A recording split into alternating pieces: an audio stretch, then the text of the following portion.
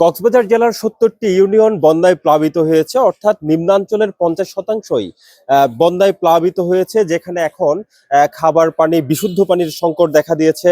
আমরা জানতে পেরেছি ইতিমধ্যে আসলে পানিবাহিত রোগের নানান ধরনের প্রাদুর্ভাব দেখা দিয়েছে, বিশেষ করে ডায়রিয়া, কলেরা সহ বিশেষ করে চর্মরোগের প্রাদুর্ভাবও দেখা দিয়েছে। এই মুহূর্তে আমি রয়েছি কক্সবাজারের রামু উপজেলা স্বাস্থ্য কমপ্লেক্সের। রামু উপজেলার 11টি ইউনিয়নের বেশিরভাগ অঞ্চলই বন্যায় প্লাবিত হয়েছে, যেখানে ইতিমধ্যে আসলে আমরা জানতে পেরেছি অনেক মানুষ ডায়রিয়া সহ নানান রোগে আক্রান্ত হয়েছে, পানিবাহিত রোগে।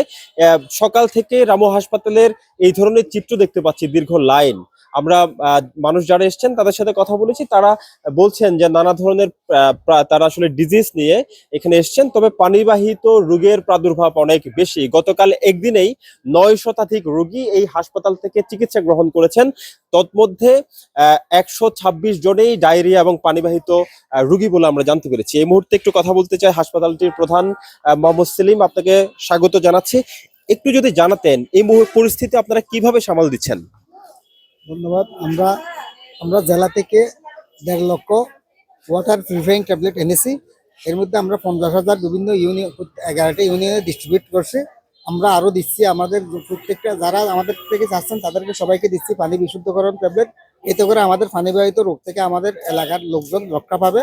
আবার আমরা এলাকায় ইউনিয়নে আমাদের প্রত্যেকটা কমিউনিটি আমরা পর্যাপ্ত উর্সেলাইন মজুত রেখেছি।